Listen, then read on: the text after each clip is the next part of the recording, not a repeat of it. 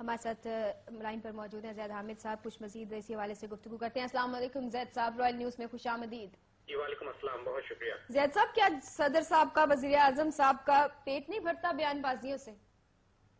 دیکھیے ایک بات ذہن میں رکھیے، ان کو لایا کس لیے گیا ہے؟ یہ جمہوریت ہم بار بار بتا رہے ہیں کہ یہ CIA اسپانسر ڈیموکریسی ہے اور اس کو لانے کا کوئی مقصد ہے۔ 21ویں صدی کے شروع میں جو مسلمان ملکوں کو توڑ کر چھوٹے چھوٹے ملکوں میں تقسیم کرنے کا جو ایجنڈا تھا، اس کو پورا کرنے کے لیے جس سیاسی حکومت کو لایا گیا ہے یہ موجودہ حکومت ہے۔ یوگوسلاویہ کو انہوں نے پچھلی صدی کے آخر میں توڑا، اس سے پہلے عراق کو توڑا، پھر افغانستان کو توڑا۔ یہ پاکستان کے ایٹمی ہتھیار ان کی آنکھوں میں جس طرح کھٹک رہے ہیں، جس پاکستان کو توڑنے کے لیے جو جنگ پاکستان پر مسلط کی گئی ہے اس کو 4th جنریشن وار کہتے ہیں، چوتھی نسل کی کثیر الجہتی جنگ جو پاکستان پر مسلط کی گئی ہے۔ اور اس کے لیے پاکستان میں دہشت گردوں کو سپورٹ کرنا، ایک کرپٹ انکمپٹنٹ رجیم جس کے پاس کوئی فائنینشیل پلان نہ ہو سوائے IMF کی بھاری شرائط پر قرضہ لے کر پاکستان میں ایک فائنینشیل، ایک معاشی انارکی پیدا کرنا، اس کے بعد پاکستان میں سوائیت کے نام پر، پھر قواریت کے نام پر، لسانیت اور قومیت کے نام پر اتنا تقسیم کر دینا کہ پاکستان کی فیڈریشن تباہ ہو جائے۔ آپ نوٹ نہیں کرتے کہ عوامی نیشنل پارٹی نے اس دفعہ باقاعدہ طور پر فیڈرل گورنمنٹ سے الگ کر کے صوبے کے لیول پر عید الگ منائی ہے؟ وہ انہوں نے عید الگ نہیں منائی، پاکستان کی فیڈریشن سے بغاوت کی ہے۔ ان کے پورے صوبے فرنٹیئر میں جگہ جگہ صوبہ ہزارہ کے بورڈ لگے ہوئے ہیں، حالانکہ کوئی صوبہ ہزارہ بنا نہیں ہے۔ یہ بورڈ کون لگا رہا ہے؟ کیوں یہ صوبہ ہزارہ بنانے کی جذبات کو بھڑکایا جا رہا ہے؟ جبکہ آسانی سے اس صوبے کا نام ہزارہ پختونخوا رکھا جاتا تو کسی قسم کی کوئی تفریق پیدا نہ ہوتی۔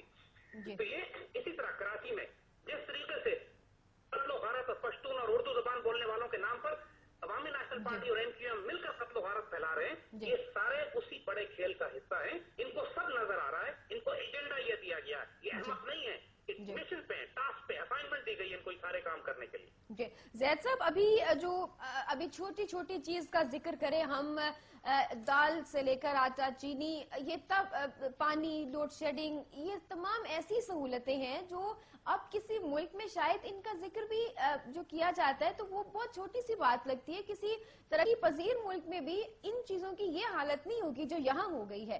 ان کو احساس کیوں نہیں ہے؟ کس طرف جا رہا ہے ملک اور کب ہوگا یہ اس چیز کا احساس؟ دیکھیے اس وقت پاکستان دنیا کا سب سے کرپٹ ترین ملک ہے حکمرانوں کے معاملے میں، ایڈمنسٹریشن کے حوالے سے، اور سب کچھ ان کے پاس ہے۔ اللہ کے فضل سے ہم دنیا کا امیر ترین ملک ہے جہاں تک غلے کے ذخائر کا تعلق ہے، معدنیات کا تعلق ہے، وسائل کا تعلق ہے، تیل اور گیس اور کوئلے کا تعلق ہے۔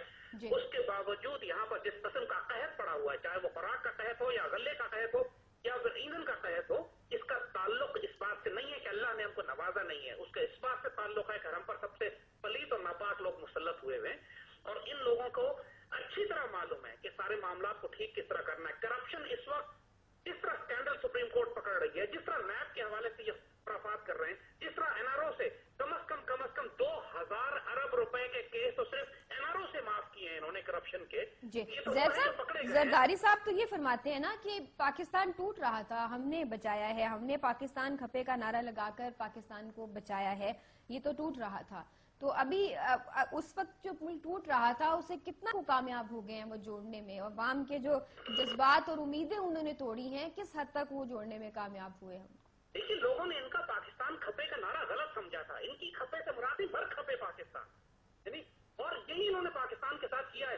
آپ سدائے خلق کو نقارہ خدا سمجھیے، ہماری بات مت اعتبار کیجیے، خیبر سے لے کر کراچی تک چلے جائیے اور سڑک پہ چلنے والے عوام سے پوچھے کیا حکومت وقت سے خوش ہیں آپ، اور پھر آپ کو سدائے خلق بتائے گی کہ نقارہ خدا کیا ہے۔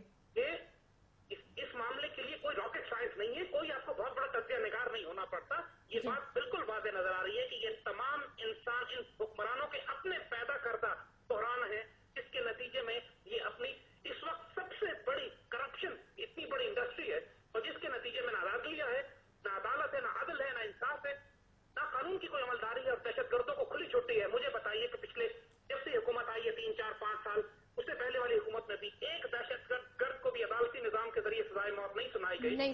تو جب نہ ملک میں قصاص ہو، نہ عدل ہو، اور نہ معاشی طور پر اور خیانت کا یہ عالم ہو، تو پھر عوام الناس کے ساتھ تو وہی ہوگا جو ہو رہا ہے۔ یہ ایک انقلاب، ایک ایسی خونخوار اور خونریز تبدیلی کی طرف یہ معاملہ جا رہا ہے کہ اگر سپریم کورٹ نے اور فوج نے اس وقت اپنی ذمہ داری پوری نہیں کی تو پھر صحیح معنوں میں ایک عوامی خونریز انقلاب کے ذریعے اس حکومت کا تختہ الٹا جائے گا۔ ان کو ہوش میں آنا چاہیے، اپنے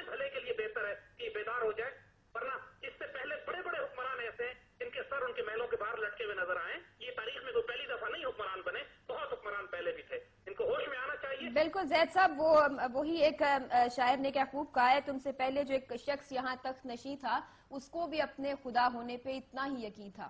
یہ اس بات کو شاید یہ بھول جاتے ہیں جو بھی اقتدار میں آتے ہیں. زید صاحب یہ فرمائیے گا کہ آپ اس وقت اپوزیشن کا کردار کیا دیکھ رہے ہیں جب سے جو جمہوریت اس وقت آئی اور اس کو ڈیریل نہ ہونے دیا ایک بڑی سیاسی جماعت نے، کہ شاید اس سے عوام کو بہت سے فوائد جو ہیں وہ مل رہے ہیں. تو ان 2.5 سالوں کے بعد اب اگلے 2.5 سالوں میں اس اپوزیشن کا آپ کسی اور طرح کردار دیکھیں گے؟ دیکھیے، پاکستان میں کوئی اپوزیشن نہیں ہے. یہ ساری اس تھالی کے چٹے بٹے ہیں، یہ سارے اس نظام کے حرام منفعت حاصل کرنے والے لوگ ہیں جی. اور ان کے نزدیک پاکستان ٹوٹ کے تباہ ہو جائے. ان کا جو خدا ہے آج کے دور میں، جو خدا انہوں نے بنایا ہوا ہے جمہوریت کے نام پر، وہ خدا نہیں ٹوٹنا چاہیے. پہلے زمانے میں لات منات بت پتھر کی ہوا کرتے تھے. آج کل کے بت کوئی وطنیت ہے، کوئی جمہوریت ہے، کوئی نیشنلزم ہے، کوئی ڈیموکریسی ہے. یہ ان کے سارے بت ہیں. اور اس وقت پاکستان کی جو حالت ہے ان کو سب کو معلوم ہے کہ یہ تمام پولیٹیکل سسٹم جو CIA اسپانسر تھا کولیپس کر چکا ہے. اور اس وقت پاکستان میں judicial system, economic system, political system تینوں ہی کولیپس ہو چکے ہیں. اور اگر کوئی ریڈیکل سرجری نہیں کی گئی تو پھر مقافات عمل قدرت کا اپنا اختیار اور معیار ہوتا ہے کہ وہ پھر اس کے بعد صفائی کا عمل شروع کرتی ہے. یا زلزلے بھی آ رہے ہیں، یا سیلاب بھی آیا ہے، یہاں پہ آپس میں قتل و غارت بھی ہو رہی ہے. بہت سے معاملات ایسے ہیں جس میں اللہ کا دخل ہے، انسان کا دخل نہیں ہے. لیکن انسان کو نہ اس سے نمٹنا آنا چاہیے کہ کیسے ایک مصیبت سے اپنے وسائل کو بروئے کار لاتے ہوئے نمٹا جا سکتا ہے. جی، بات تو یہ ہے کہ فطرت کے اپنے تقاضے ہوتے ہیں. اگر قومیں اتنا ظلم کرتے ہیں تو پھر فطرت براہ راست دخل دیتی ہے. جی. اور ان لوگوں کو ہوش میں آنا چاہیے. کچھ معاملات انسان کے ہاتھوں ہوں گے، کچھ فطرت اور کے امریکہ ہاتھوں کو ہو رہے ہیں. خوش کر کے امریکہ کو خوش کرنا چھوڑ دینا چاہیے. وارننگ دے رہے ہیں کہ حکومت کے پاس، اس قوم کے پاس مہلت تھوڑی ہے. اگر یہ بیدار نہیں ہوں گے تو بڑی سخت سزا پائیں گے. امریکہ کو خوش کرنا چھوڑ دینا چاہیے اور جن سے ووٹس لیے ہیں ان کی فکر کرنی چاہیے. جن سے ووٹ لے کر یہ اقتدار میں آئے ہیں ان کو خوش کرنا چاہیے، نہ کہ اس وقت تک امریکہ نواز پالیسیز پر ایک تسلسل کے ساتھ ہمارا ملک جو ہے وہ عمل پیرا ہے. انہوں نے ریئلسٹک ہو جانا چاہیے. ان کے بس میں نہیں ہے، ان کی صلاحیت میں نہیں ہے. یہ لوگ لائے ہی اس مقصد کے لیے گئے ہیں کہ اس وقت امریکہ نواز پالیسیوں کو آگے چلائیں. کون سی پالیسی ہے مجھے بتائیے جو مشرف دور کی جو انہوں نے تبدیل کی ہو. پہلے کہا کرتے تھے کہ اوباما آئے گا تو ڈرون حملے بند ہو جائیں گے. پہلے کہتے تھے ہم حکومت میں آئیں گے تو اس وقت مشرف کی پالیسیز ہم تبدیل کریں گے. تو ایک پالیسی بتا دیجیے جو اس پارلیمنٹ کیبنٹ نے تبدیل کی ہو. یہ اسی نظام کا تسلسل ہے. اب جس طریقے سے پچھلے نظام کو اللہ تعالیٰ نے رسوا کیا تھا، ان کے نصیب میں بھی رسوائی لکھی ہوئی ہے. It's only a matter of weeks and days now. زیادہ لمبا وقت ہمیں نظر نہیں آتا ہے. لیکن کچھ زید صاحب کچھ اور فوج اور پیٹریوٹک ایلیمنٹس اور پاکستانی میڈیا. جی، کل آپ یہ سمجھتے ہیں زید صاحب NRO کیسز کی جو پاکستان کو بچانا ہے، NRO کیسز کو ملتوی کروانے کی جو درخواست اب مسترد ہو گئی، اس سے پہلے ایک سلسلہ جاری تھا کہ ایک عذر پیش کیا گیا ملتوی کر دیں، پھر دوسرا عذر پیش کیا گیا ملتوی کر دیں. آپ کے خیال سے کچھ رائے عامہ یہ بھی ہے، کچھ مبصرین ماہرین یہ بھی کہتے ہیں کہ کچھ نہیں ہوگا، یہ مدت ایسے گزر جائے گی. اور جیسے آپ فرما رہے ہیں کہ نہیں، ایسا نہیں ہے، کچھ دن باقی ہیں یا کچھ عرصہ باقی ہے اس سیٹ اپ کو. تو آپ کے خیال سے کچھ بیس ڈائریکٹ سپریم کورٹ سے حکومت کا جو ہے ایک تصادم یا اس طرح کی فضا آپ دیکھ رہے ہیں کہ کیا اقدام کرے گی سپریم کورٹ اگر NRO کے حوالے سے کچھ ایسا مزید کوئی صورتحال واضح ہوتی ہے؟ دیکھیے، سپریم کورٹ کے ساتھ تو یہ حالت جنگ میں ہیں. جی. جس طرح یہ جھوٹ بول رہے ہیں، جس طرح مکاری کر رہے ہیں، جس طرح یہ اپنے آپ کو بچا کے نکالنے کی کوشش کر رہے ہیں، یہ بات تو چیف جسٹس اور ہائر جوڈیشری نوٹ کر رہی ہے. پوری قوم دیکھ رہی ہے اس بات کو. جی. اور یہ بات کے ساتھ ساتھ جب یہ ایک طرف ان کی جنگ سپریم کورٹ سے چل رہی ہے، دوسری طرف IMF اتنی شدید شرائط ان پہ لگا رہا ہے کہ یہ ان پر عمل نہیں کر سکتے. عمل کریں گے تو ان کو پتا ہے کہ نیچے عوام میں بغاوت برپا ہو جائے گی. یہ مہلت مانگتے پھر رہے ہیں، جہاں ایک طرف سپریم کورٹ سے، دوسری طرف IMF سے مہلت مانگتے پھر رہے ہیں. اور تیسری طرف نیچے حال یہ کہ بھوکے ننگے لوگ کھانے کی تلاش میں مرتے پھر رہے ہیں. ان کی کوئی پرواہ نہیں ہے. بھارت فساد برپا ہوا، دہشت گرد اپنی جگہ کھلے گھوم رہے ہیں. اور یہ وقت اس طرح کے اوقات میں یا فوج فیصلہ کرتی ہے یا سپریم کورٹ اور فوج مل کر یہ دیکھیں. سب حالات اس وقت اس موقع پہ آتے ہیں کہ بڑے بڑے دو اداروں کو اپنی ذمہ داری پوری کرنی چاہیے کہ اس وقت آپ الیکشن نہیں کرا سکتے. اس وقت کون سی اب ڈیموکریسی اور الیکشن کی بات کریں گے جب ساری سیاسی جماعتوں کے ہزاروں لوگ NRO سے دھلے ہوئے ہوں، الیکشن کے مقدمات جو سپریم کورٹ کھول چکی ہے دوبارہ. تو اس صورت میں کوئی آپشن آپ کے پاس نہیں ہے سوائے اس کے کہ آپ ایک کیئر ٹیکر گورنمنٹ بنائے، پیٹریوٹک گورنمنٹ بنائے اور 3 سال کے لیے اس کو صرف یہ ٹارگٹ دے دیں کہ آپ نے ملک سے کرپشن اور دہشت گردی کا خاتمہ کرنا ہے اور عوام کو فوری ریلیف دینا ہے. بہت شکریہ زید صاحب، بہت شکریہ.